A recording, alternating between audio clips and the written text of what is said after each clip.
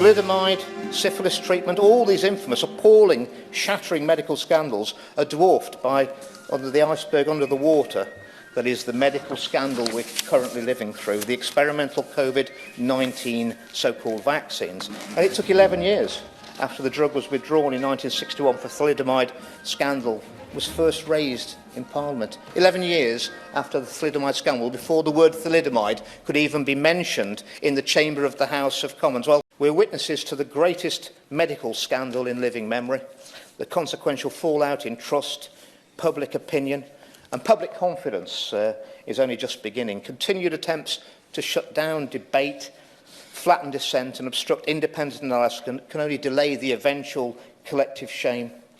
It's going to be a reckoning. Feel a bit this morning like Ernest Shackleton.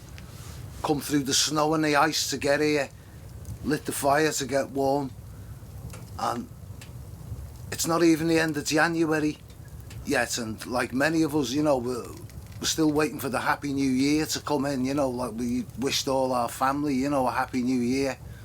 Well, the one we've just got off the government, right out the hilt, is Happy New Fear. And it comes, you know, you put on the end of your Christmas card, you finish it off with an X, usually starts with a kiss. Well, for these, it's an X, but it ain't an X for a kiss, because these people are bringing us the kiss of death. So now we've got the X coming down the pipe. We've got, well, hopefully, you know, due to people watching maybe presentations like this and others who are far more knowledgeable than I am, or far more informed than I am, you know, maybe we'll be better prepared this time. And I hope so, because this time the NHS has got a chance to redeem itself, and our health service and our doctors have got an opportunity to get themselves off the hook for the thousands and thousands of people who have died through following the advice and the information that they did and the protocols that they performed, knowingly, totally believing that they were doing the right thing, when in reality they were doing absolute devastation and carnage to everybody around them unknowingly. And that is a heartbreaking, gut-wrenching reality that every NHS member is going to have to face up to and acknowledge and put right, because they're coming back again. They expect you to fulfil that role again. But the difference is now is that they're actually targeting you, the NHS staff, the hospital staff, the doctors, as bad and as complicit as the last few years have been through this so-called pandemic, and the interventions and the heart attacks, blood clots that have been well reported in all the well-established journals by the CDC and by the Lancet and by the universities, that the heart attack rates have gone through the roof since that action was given. The children who are dead and dying through that have gone through the roof. The people in the 50s have gone through the roof. But at the end of the day, you know, I'm just me. I'm just in my shed trying to live my life and get on and to sound the alarm, because my business is to sound the alarm to people who are unaware of what's going on around them, which sadly is many. This is an alarm call to the people of the NHS. You must protect your own health, you must protect your own family, and you must protect your own life. So what has garnered no attention basically on the BBC or the ITV or the Channel 4 or the Channel 5, if that's where you gain your sources of information, is that there have been debates in Parliament about these excess deaths.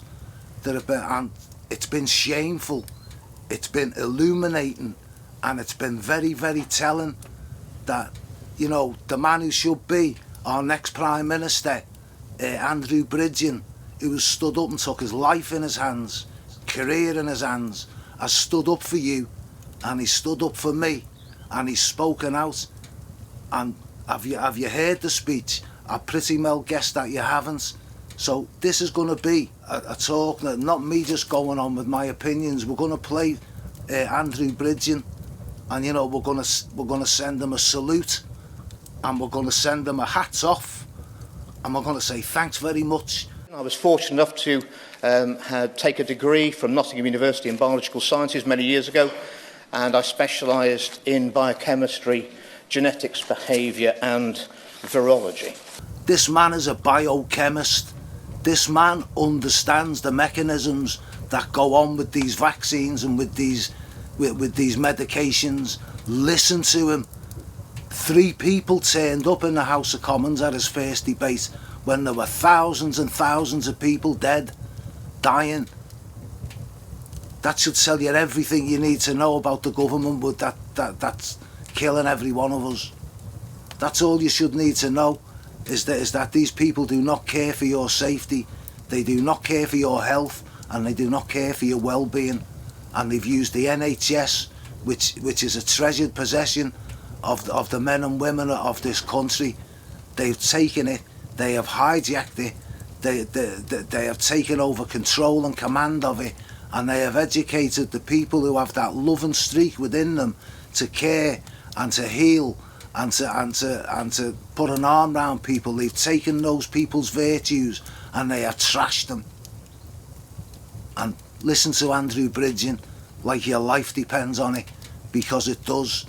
Because the kiss that the government has got planned, they've showed it to you on the BBC News. The British government has unveiled a new vaccine research facility where scientists are working to prevent future pandemics. It's located at Porton Down, a high-security research facility best known for its work on chemical warfare. Experts are preparing for what is known as Disease X, or the next pandemic virus. Our health correspondent Dominic Hughes was given rare access to the facility. This is one of the laboratories at Porton Down where scientists are analysing current threats and trying to identify new ones.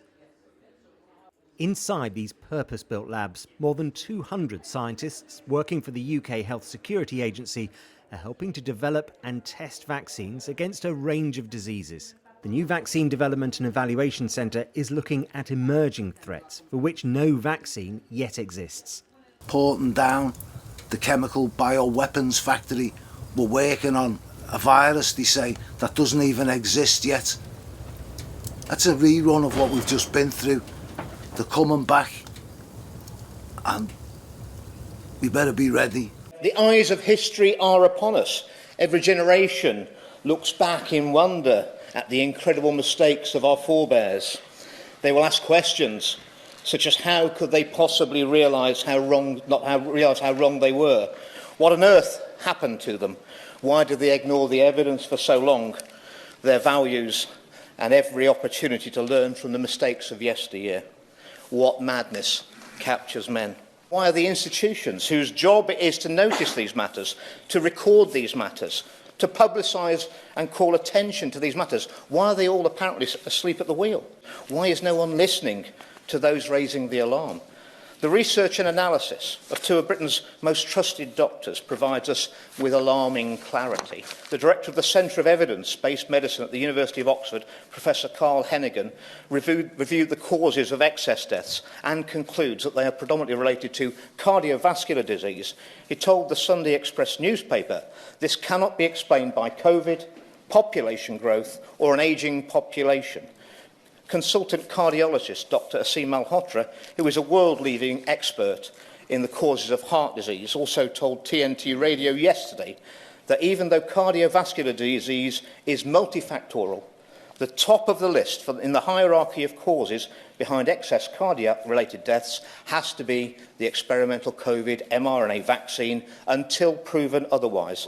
This is not speculative, but based on the highest level of data which combines plausible biological mechanism, randomised controlled trials, high-quality observational data, pharmacovigilance data, autopsy data and clinical data.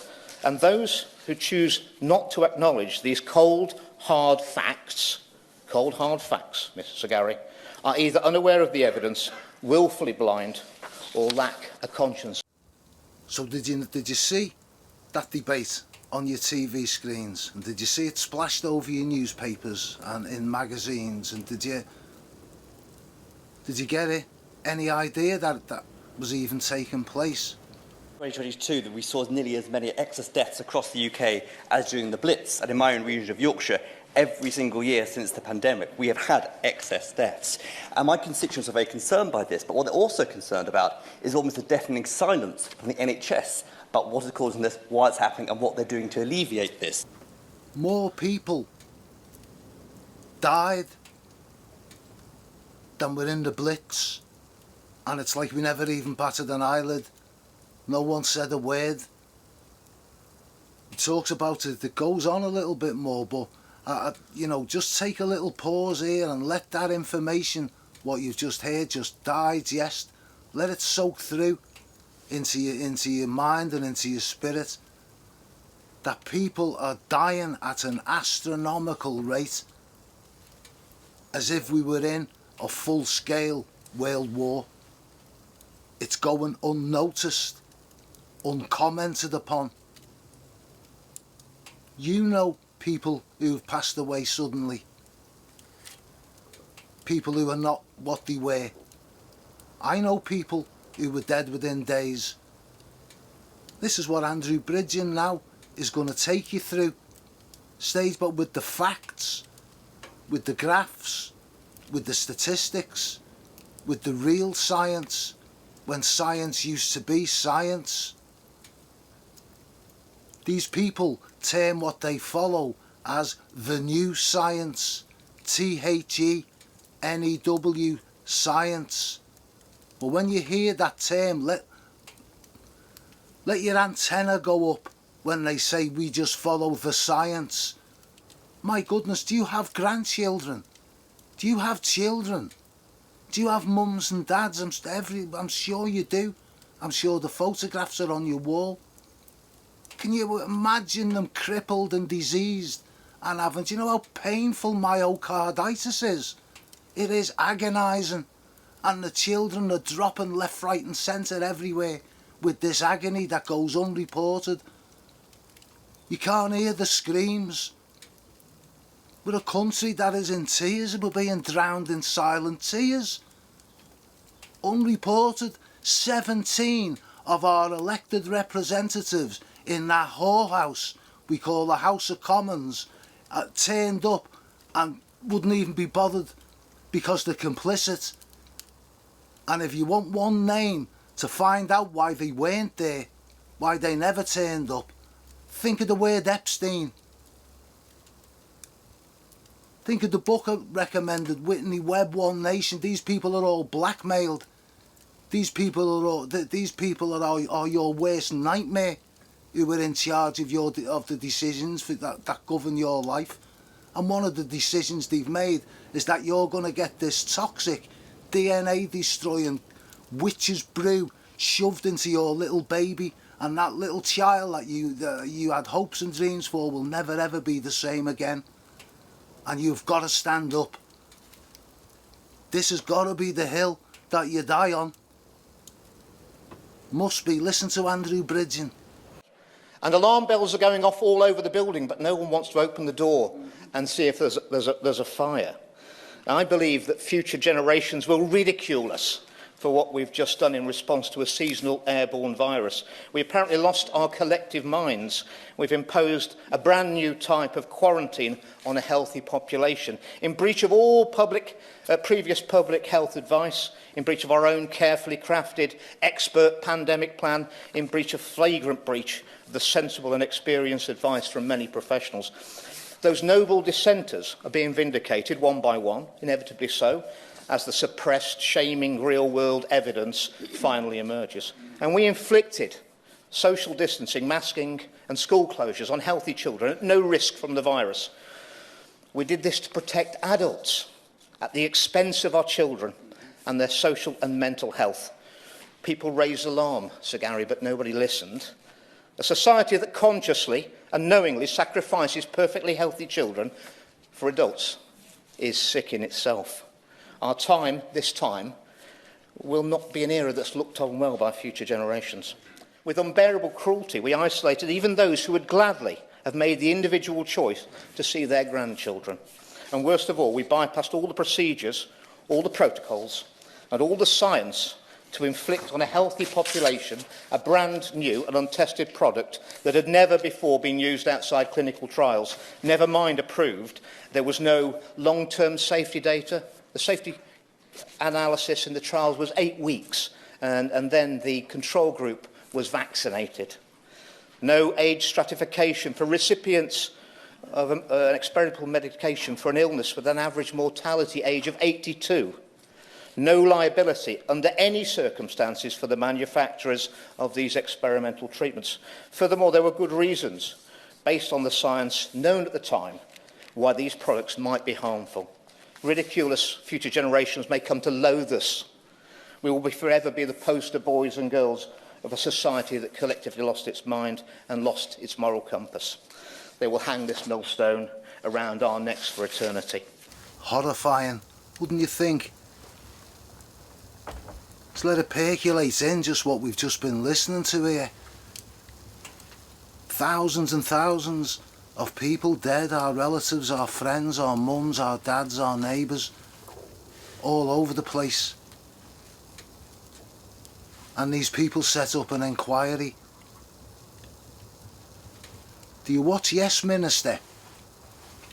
That exposes and shows the farce that goes on behind these inquiries, with Sir Humphrey Appleby and the Prime Minister.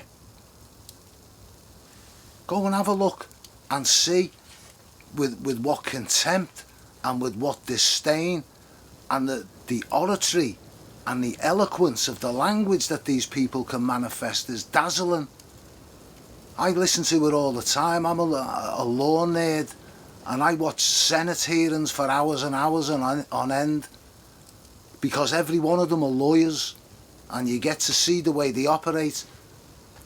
And I've known about these people for over 38 years, and something happened to me, you know, for a lot of people maybe watching this video, you know, the dastardliness of these individuals has come as an awful shock.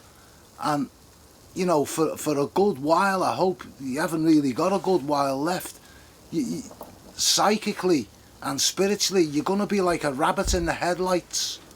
It's you get stunned. You don't know what way to go. Your head goes into a tornado when you come to the comprehension that there are other men and women walking this planet with us that are absolutely as cold as ice, and they look so normal. They're asking us to vote for them. These people, when the war finished, they took all the money, they took all the diamonds, they took all the art treasures, they took all the wealth, and they fled to this country, and they set up their institutions. They set up in Argentina, in America, in Russia. These have got wealth beyond anything you could possibly dream or imagine. And while we're buying into this system that they've created, this reality that they've created, this dumbed down situation that we're walking through, this nightmare that we're experiencing, these people are the kiss of death. That's what the X is.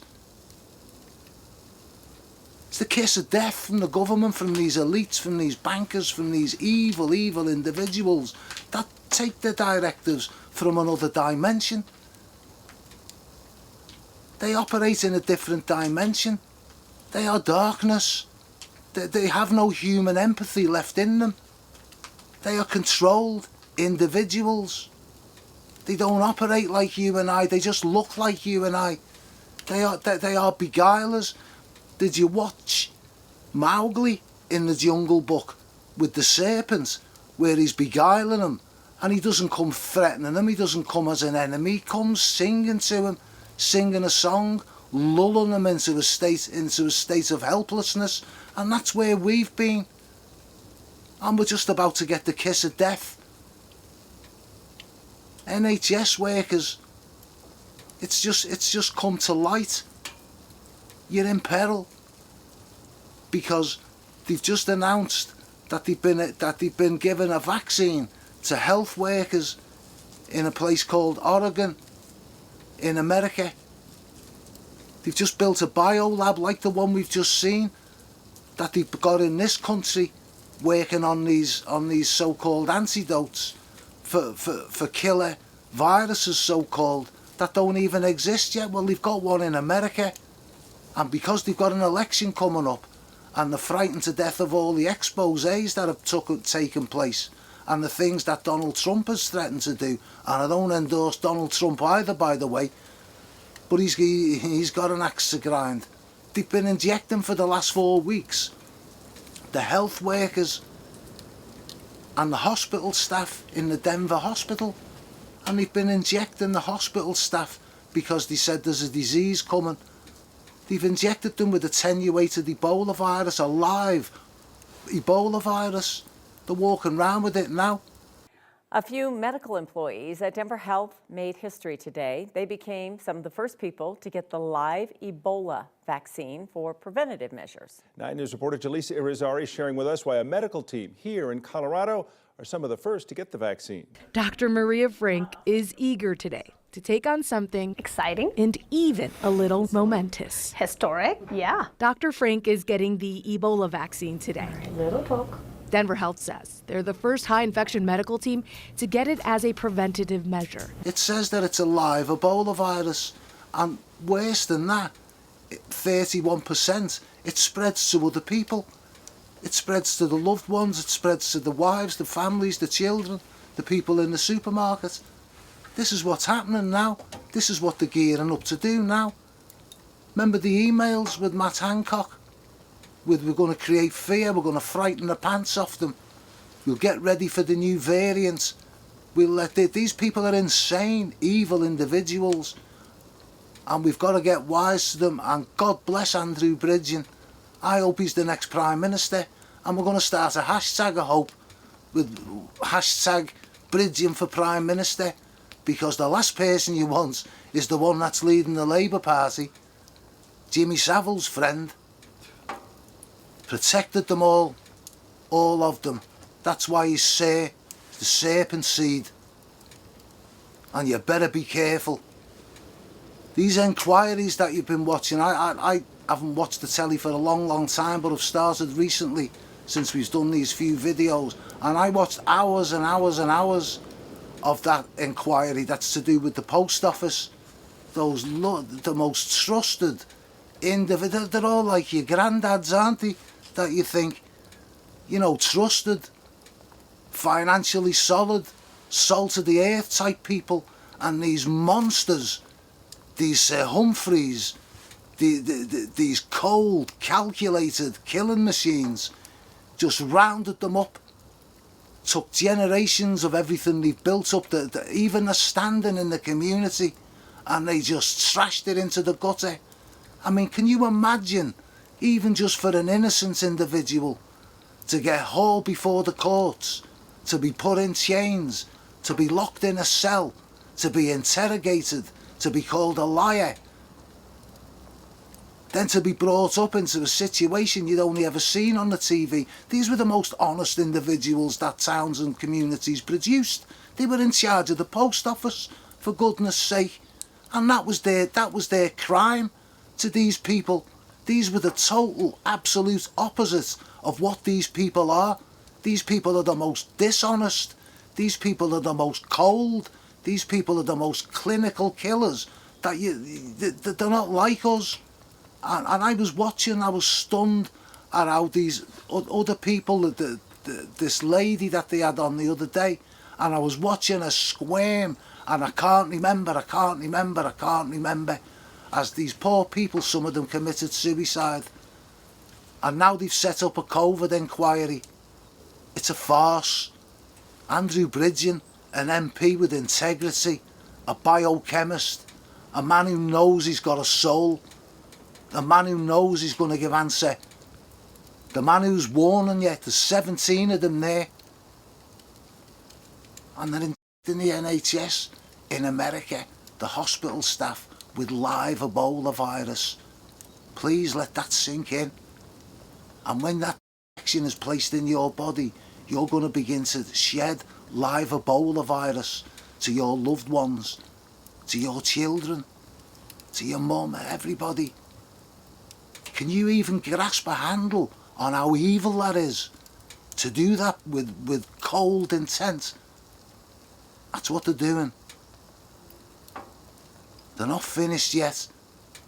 Listen to Andrew Bridgen. There are people dying all over the place. Now it's moved into the young people and the people in the 50s. It's already taken the elderly. They're killing us by stealth. And we better stand up and we better refuse. We better just say no to everything these lying killers lay before you. Whether the army, no matter who comes banging on your door, you've got to know that whatever those people believe, what is in that medication is death for you and your family, and you need to act accordingly and with the seriousness that that truth demands. Your children, your grandchildren, your mum and your dad. I'm sitting here in Birkenhead. I went away to sea. I nearly got killed on a trawler. And when they got me out the Irish Sea, I was bluer than a brand new pair of denims and unconscious. And there's a proud tradition, attached to Birkenhead. There's the Birkenhead drill, where the crew of the HMS Birkenhead stood by. They weren't Birkenhead fellas, it was the name of the ship, and it carries our flag. And they said women and children first, and in a storm they stood back, and they let the women and the children get on the lifeboats, and they stood there and went down with the ship. The Birkenhead drill. It's time to put the women and children first. It's time for the men to stand up and say something, and say it now, and not just say it, do it now, because we've got no time left. They've already told you the kiss of death's coming. Disease X. Listen to what they've just done. We haven't got time to wait 6 months, 2 years for another inquiry. We don't need to inquire anymore. I hope by now you've got their number. Why Module 4 of the public inquiry into the safety of these vaccines has been arbitrarily postponed from next July? Surely the case he mentions highlights the need for urgent inquiry into this. My honourable friend is absolutely right to raise that issue. Why would they put any investigation at the public inquiry, which I think is costing some hundreds of millions of pounds and should be there for the public interest, put that debate back indefinitely? I fear there has been political pressure placed on the inquiry. Clearly, there's a lot of political capital in the run-up to the next election has been placed on the fact that the government and support from the opposition parties did the right thing in our pandemic response, including the rollout of the vaccines. I think the very fact that they've done this indicates that there is something to hide, and it should make the public extremely suspicious. The public inquiry should be urgently looking at this issue. Instead, they're wasting taxpayers' money obsessing over WhatsApp messages while people are dying. As if that isn't bad enough, I've already shared with you we learnt this week that the vaccine module has been postponed indefinitely for no good reason. It's as if the inquiry is so desperate not to find fault that they can't even look at what's happened with the vaccines. This is not a political issue. This is a public health issue that should affect every constituency in the House. I think we know that the so-called COVID inquiry has already set itself out, the answers it wants to get to. It has all the appearance of a whitewash, and clearly it was deeply disappointing this week when they announced that the module to do with the safety and efficacy of the vaccines has been put off indefinitely, certainly until after the next general election, which is extremely disappointing. And it's the coldness that shocks most, Sir Gary, the imperious arrogance, the mercilessness that captures institutions and cowards in authority when a single narrative closes our collective minds to nuance, to experience, to the inconvenient truths. As if what we hadn't heard previously wasn't alarming enough. Now this inquiry, this joke, this farce, this camouflage for the cold-blooded killing of our loved ones, they're not even going to inquire into what did it. You've just heard Andrew Bridgen, the MP, say in this parliamentary debate that they've put back the inquiry, Module 4, to see why these people have died, the excess deaths. They don't want you to know, because they know why they're dying. This inquiry is there to ensure that you don't know. Well, come on, we're smarter than that. What about the NHS? You're the doctors, you're the nurses. They're coming for you with the X disease. They're coming to inject the nursing staff because they're frightened of you. They're frightened that when you find these truths out, you are going to be enraged. You are going to be appalled. You're going to face what many of us have faced over the years, and that spiritual men have described as you're going to face what's called the dark night of the soul.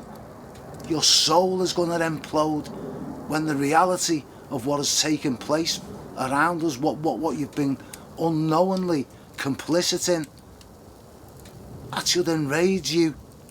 And hopefully, I hope it brings you to your knees to repentance, because we've got to start doing what's right. They don't even want to investigate. They don't want you to find out that they have injected hundreds and hundreds of thousands of us with a cocktail that they created, that they bear no liability for any of the harms, the damage, and the little children are dropping all around us in agony.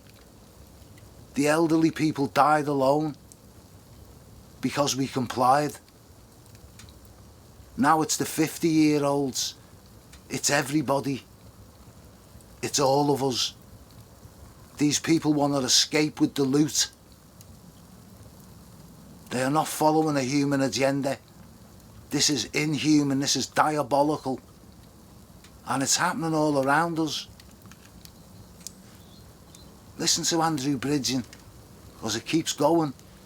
And what's the flaw in this human nature that latches on to things and destroys all before it? It's been dubbed by some as the madness of crowds, or a kind of mass formation psychosis. The sort of thing that allowed China to commit population Armageddon with a one-child policy for decades. The sort of thing that allowed us to have millions of cattle slaughtered during the apparent foot and mouth outbreak, where we persuaded not by the science, but by plausible patter of provable idiots like Professor Neil Ferguson. Yes, the very same. His advice led to the bankruptcy, the immiserisation and the utter despair of countless farmers forced to destroy their own livelihoods in a futile attempt to prevent the spread of an airborne virus, a virus that had already managed to pass in the air all the way from France to the Isle of Wight. So how many times must the so-called experts be caught literally with their pants down as their models fail yet again? How long must we be subjected to debunked drivel being dumped in our political discourse? How long must decision makers deal with discredited modelling and moribund and captured institutions? And why will no one listen to reason when they've been proven wrong so many times? And there are plenty of other examples in medicine, from bloodletting with leeches to pointless lobotomies to not washing hands between the mortuary and the labour ward. Doctors and scientists are far from immune to groupthink, and the current batch are living proof. For 2 years, we've turned society upside down so as not to, quote unquote, kill granny. Now that mum and dad are dying, it appears that no one cares. This is Alice in Wonderland thinking. People in their 50s and 60s, I declare an interest again, normally have many more years of active contribution, I hope so, and deeply fulfilling lives left to live, and these are the people being hit the hardest. Furthermore, the raw number of lives lost is not the only measure we can look at. We have better methods. The most famous method is known as quality-adjusted life years. Those who understand public health generally refer to these as QALYs. QALYs measure healthy years of life lost and are the most sensible metric for properly assessing the impacts of deaths on lost life, on families and on society. QALYs were ignored at the outset. They were ignored in July 2020, when the government's own assessment was that lockdowns would reduce QALYs by about 1 million years. The UK, 1 million years. They were ignored when deciding to inject the young with experimental vaccines, despite the refusal of the Joint Committee on Vaccination and Immunisation to recommend jabbing under 15s in September 2021. Even at the COVID inquiry, when the Prime Minister tried to raise the issue of quality-adjusted life years, he was shouted down by Hugo Keith, King's Counsel. The lead lawyer at the COVID inquiry, he then revealed his unbelievable, unforgivable, his negligence and his ignorance by saying, I don't want to get into quality life assurance models. This, I repeat, is the most senior lawyer at the so-called COVID inquiry. So when I say future generations will ridicule us, it's not hard to see reasons why. How shocking was that? The King's Counsel, judge, shouted down, doesn't want to hear, doesn't want to know about excess deaths. That's a King's Counsel. That should be shocking to every judge and every magistrate in the land, bearing in mind the landscape that we inhabit now with the death. The King shouted him down that we're not here to talk about the deaths. They're not here to talk about your mum and dad or your nan. They're not there to do any of that. They're there to keep the lid on information. It's why they're censoring everyone. It's why I've got to be ultra careful on what I'm saying now, because everything is censored by these people, because they do not want you to know who they are. They do not want you to know what their end game is for you and your family and your children. They want you sick, they want you dead, and they want you infected. That's their plan. And these people are just there to make sure that you're dumb and happy. Enough is enough. The pandemic, a term which some of our best academics from around the globe questioned from the outset in published and peer-reviewed papers, is over. The crisis has passed, yet still empty vessels continue to drown out intelligent, reasoned expert discourse. Not knowing what equality means is one thing, but parading his ignorance with arrogant disdain ought to disqualify Mr Keith from any further part in that inquiry. And sadly, his condescending disdain for open inquiry epitomises what many of us have encountered time and time again when raising these issues. We've seen a smorgasbord of fanciful excuses proffered for the rise in heart attacks. Sir Chris Whitty laughably claimed that it was a reduction in statin prescriptions, even though prescribing levels were exactly the same. And it would take years, or even decades, for changes on that issue to take effect and be seen in population mortality data. The media have tried to persuade the people that eating eggs or the wrong kind of breakfast or climate change is to blame. Sir Gary, people are sick of being patronised with these lies. How does that make you feel about the government? How does that make you feel about, the election that's coming up? Rosettes. Quality of life. Totally, 1 million years of people's quality of life absolutely destroyed. And by the way, that's aside from the deaths. The deaths are on one side. This is the quality of life. The people who survived, the survivors of this bio-attack, their quality of life is decimated. They're never going to know a day without fear. And he just totally ignored it, shouted it down, didn't want to hear about how ill, he didn't want to hear about the tears. He speaks about one of his constituents, and the horror story he's gone through, he touches on it. It's enough to just make you want to curl up in a ball and weep for them. And there are hundreds of thousands of them. Think of little boys, little 9-year-olds. Have a look at your grandchildren's photographs as you're listening to this poisonous, toxic, evil brew into your beautiful little child's body and destroy it without remedy, so they would have you believe. These people must be stopped. Where are the true judges? Where are the real men and women within the judiciary? Are you completely compromised? Is there not a man or a woman amongst you that fears for your own soul? That is not frightened for your own children? They're going to inject people with live attenuated viruses that are going to kill hundreds of thousands again, maybe even more. Are you not going to step forth? Are you not going to stand Are you going to look at your grandchildren and your children and not give a damn? And just watch them perish, watch them die? Because you kept your mouth shut? Because you were part of a secret society? Or because you were blackmailed? You were Epsteined? This goes beyond any of that. Your soul is at stake. Your whole family is at stake. And you better just take on the chin whatever you've got coming. There is forgiveness available for those who repent, those who will step forward and do the right thing for the fellow man. Yeah, you maybe have repercussions. It's nothing to the repercussions that you're going to reap this King's Council. I've read your oath. I read it on a video where the oath was to the King. It was also to everybody else. It was to me, it was to every man and woman and all those dead people that you swore an oath. You have a fiduciary responsibility in the office you hold. And God will hold you to account. These people matter. These people are important. These people are dead and dying. And we need these people stopped. And we need you, our judiciary. We need you, our judges. We need you, our magistrates. We need you, our justice of the peace, to stand up alongside of us, and we'll back you up. We need access to those courts again. We'll move the cases. The victims will move the cases. We'll present the cases into the court.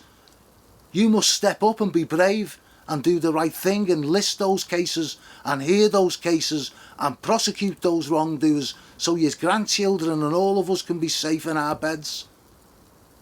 Let's get back to Andrew Bridgen. He's got more to say on this. Some have claimed the excess deaths are due to COVID. The literature is littered with studies claiming that COVID causes heart disease. Almost all include COVID cases from spring 2020. It was almost impossible to be tested and become an official case unless you were sick and in hospital. So Gary, proving that sick people get heart disease more than healthy people does not mean that COVID causes heart disease. Indeed, the claims can be easily debunked. Cardiac deaths have seen a steep rise in both Australia and Singapore, as well as the UK. And these countries did not have any significant COVID until 2022, but they did roll out the jabs exactly the same time as we did in the UK. Correlation does not prove causation. We've already heard it in this debate. But correlation with and without COVID can rule out causation. The excess cardiac deaths were certainly not caused by COVID. Some have claimed that the excess deaths were caused by lockdowns. Well, it's well known that psychological stress increases the risk of heart disease. The government subjected people to a massive propaganda campaign of fear, well documented by Laura Dodsworth in her book, State of Fear. We were cut off from our usual support networks. For many, we saw immense financial pressures. Such policies could contribute to heart disease in a minor way. However, the sharpest rise came later, entirely coincident with the jab rollout. So we have a clear temporal link between increased deaths and vaccination. And some have claimed that the excess can't be down to the jabs, because Sweden have not had as many excess deaths as elsewhere, despite having a very similar number of doses per million of the experimental vaccines. But it's important to understand that heart disease is a cumulative risk. In the UK, we already have a serious problem with heart disease before the pandemic. And it's just got much worse following the vaccine rollout. And by contrast, Sweden has the longest healthy life expectancy in Europe. It's no wonder that they are a statistical outlier on excess deaths now. If you're under 50 and you live in Sweden, the chances of dying from heart disease are already half that of a resident of the UK of the same age. You know, if you had any doubt on anything that I've said up to now about how wicked and how evil these people, let that sink in for a minute. Let's have 2 minutes silence for the dead children, for the people that are crippled. I had a cousin I'd never met who lived. She was 18. I believe she was beautiful, a young girl, and she was dead, I think, within 36 hours. Totally healthy. I had a friend who I'd known for many years He was found dead the day after. There was a man who was a minister who took it. He was dead within days. These are all statistics that are known. These people, this is what they're trying to hide from you, and they are not backpedaling. They are revving up the engine. They want this to continue. They want these numbers to increase dramatically, because now they've got the scent of blood in the nostrils like a shark, and they're going in for a killing frenzy with the disease X. And you know, if you're afraid at this point, I understand your fear, but at the end of this, there is solutions. This has a happy ending if you will wake up. There are solutions to all this evil if you will acknowledge that it's real and it's happening, and you've got a part to play, because there's no one's going to stretch out and be able to do this for you. This is time for you to stand up as a man or a woman for the survival of your children and for our own survival. They are in our young people. Let that sink in. They will not be the same again. There's a good chance they will have blood clots and heart attacks. They will be weak. They will have no immune system. They will probably be infertile, which is what this is all about. This is about these evil entities love it. It's what gets them up in the morning, and it's the big elephants in the room. Listen to Andrew Bridgen. We need transparency. Dr Claire Craig, co-chair of the Heart Group, has been doggedly pursuing the UK Health Security Agency for their record-level data on dosage, dates and deaths for a year. This is the data that could sort out this issue once and for all. They admit they've got it. The MHRA admit that all this data has been released to Pfizer, AstraZeneca and Moderna. Yet they claim they cannot anonymise it for public release to the public. A failure to release this data makes it look like there is definitely something to hide.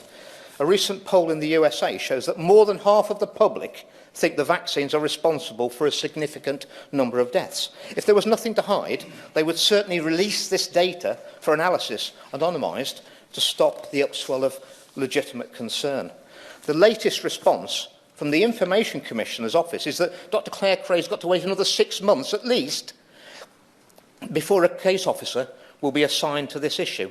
This is not acceptable, Sir Gary.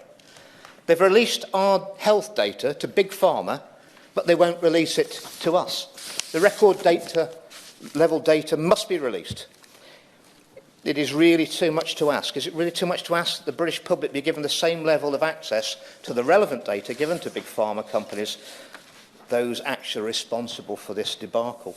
Corporations that carefully secured immunity from all legal liability, or in this country, indemnity from the government, before dangerously and negligently experimenting on the health of our nation and the world. So what did you think then of our hopefully next Prime Minister? They've hid the data. They will not release the data. It's been released in other countries. It's been released by other organisations, by the CDC in America. It's been released by the World Health Organization, the WHO. Oh, they're the ones that are going to come with these lancers. These are the ones that are going to come and implement these people's agenda, because they're going to be the new Fourth Reich. That's who the World Health Organization is. If you're wondering who the WHO is the Fourth Reich. That's who they are. I don't know why Roger Daltrey doesn't sue them for the copyright. They seem to do it a lot. The WHO, I mean, it's a joke. Who's doing this? Who are they? Who are they after? The WHO. These people are sick beyond belief. And that's why people are looking, you know, to the courts and to the law. These men and women can't be hide behind 3 letters.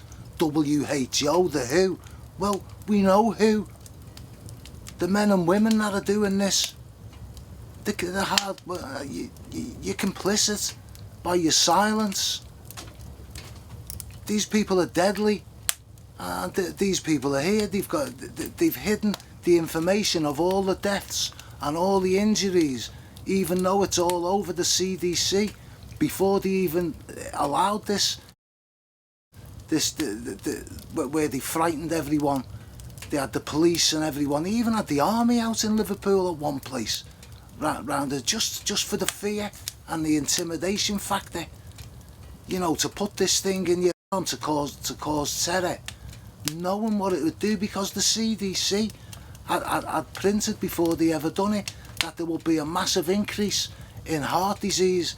There will be massive increase. This is not me saying this. This is the Centre for Disease Control in America, and the World Health Organization have been forced to admit that they did it. They've said it, but these people won't say it. These people won't release it. They don't want you to know. Apart from the obvious that there should be Nuremberg trials, because this went against the Nuremberg Code, that you were not given information. You did not give your consent to have a poisonous, you know, concoction that would change your DNA, that would give you heart attacks. Was that ever mentioned to you? Of course it wasn't. That goes against the Geneva Convention. These people can be brought before a court and executed for what they've done. That's how serious this is. And they've hid the figures. The reason why they've hidden the figures is because now they're back again. The sniffer dogs at the heels. And now they're coming back with another disease for you, created with deadly precision in a place called Porton Down. He just told us on the BBC. And they say it's working for the Department of Health. But if you look back into these are the people who are working on Disease X, a laboratory. The same as what they've set up in America, in Colorado, a laboratory where they're working with these deadly pathogens. These are following diktats. These are not your representatives. These are your the ones that when people were on death row and they used to appoint a couple of nice officers who'd get them bacon sandwiches and put the television on and give them cigarettes. That's who these people are.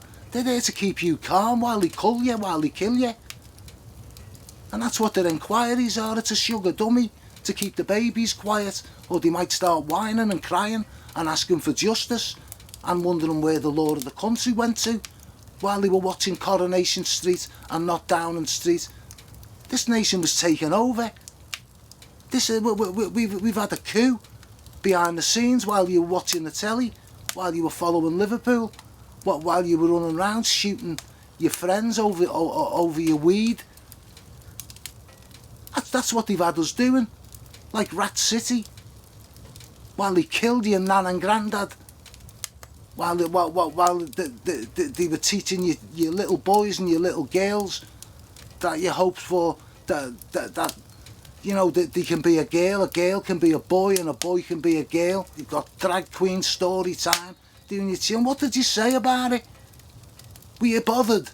Or were you too preoccupied with yourself? They're destroying your children. You're not even going to be able to talk to them for much longer. They're going to look at you like you're prehistoric, like you should be exterminated. It's what they done in China.